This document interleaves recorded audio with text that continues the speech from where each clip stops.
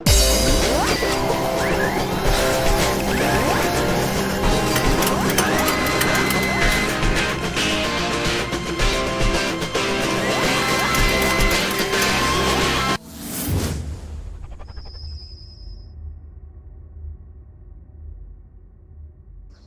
going on, guys? It's Greg from East Coast Eyes, and I'm bringing you the first edition of Theory Thursdays. So in Theory Thursdays, I'm going to be talking to you guys not so much about, specifically showing you how to do the technical aspects of stringing, but I'm going to teach you what goes through the mind of a stringer and some more minute details about, how to make what decisions when you're stringing. So, that old adage, teach a man to fish and he'll eat for a day, or give a man a fish, he'll eat for a day, teach a man to fish and he'll eat for a lifetime.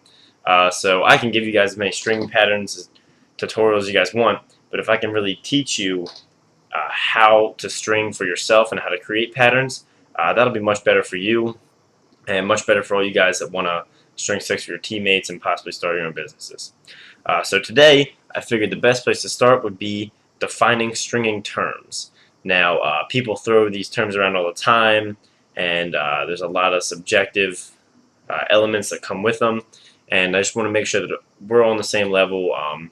This is how I understand these terms. It might be a little bit, you guys might interpret it a little bit differently, but I thought this would be a really good place to start. So the first one I'm talking about is definition. Now, when someone talks about the definition of a lacrosse pocket, what they mean is how abrupt the pocket is, and they're talking about really the pocket shape when you're looking at the head from the side. So a very defined pocket would be one where the pocket happens very quickly. The slope here is very severe, and the slope here is very severe. And I would define this pocket, I would say that this pocket is pretty defined, more on the defined side than the undefined side. You can see how severe this slope is here and here. And what that helps do is keep the ball in one place in the pocket, and it's also going to add a little bit shorter release and a little bit more hold and whip. So that is what a defined pocket would look like. Now, an undefined pocket is one that people refer to as more of a bag. When you hear someone say that a pocket's baggy or it's a bag, what they really mean is that it's undefined. And that would be a pocket where it's longer, the ball is able to shift up and down, and the pocket can move from the bottom up to the top, and it really shifts around more. And that's not necessarily a bad thing. Having a defined pocket isn't a bad thing, and having an undefined pocket isn't a bad thing. It all comes down to personal preference. Some people like their pockets to shift more and have the ball move around a little bit more when they go from one-handed cradling to two-handed cradling, and that's one thing that traditional really excels in. Most traditional pockets are baggy.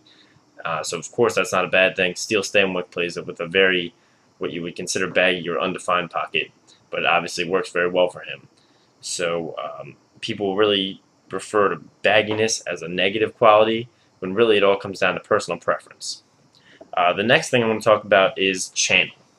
Now, people on YouTube especially are really crazy about really, really tight channels, and so I'll define the term for a minute here. What people mean when they say channel is when you're looking at the pocket head on, they're talking about how tight this area for the ball to come out is. So you can see here, this area of the string right here is very tight, this whole corner, and as is this corner. And so that gives the ball a much more narrow area to come out of.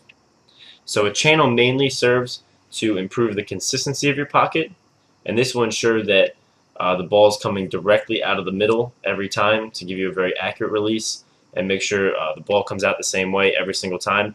And it'll also add a little bit of hold because the channel is going to tighten up these areas, and so the ball will have, since it's a little tighter in here, the ball will be able to sit in there and not come out quite as easily. You don't need a ridiculously tight channel. I personally like my channels to be just about exactly a ball's width, so it doesn't get caught in there. And a really tight channel can create a slow release, and because it gets caught in that channel there where it's too tight. And a really loose channel can create an inconsistent release point, which can make your passes go, left and right and all over the place. So just quickly, how you create a channel is by interlocking down the side. you pull these first 3 or 4 diamonds down very tightly to tighten this corner of the mesh here, and then you double up to create the pocket after you make that channel. But that'll be a different theory video. So the next term I want to talk about is pocket placement. And this is referring again to the side view of where the pocket is on the head.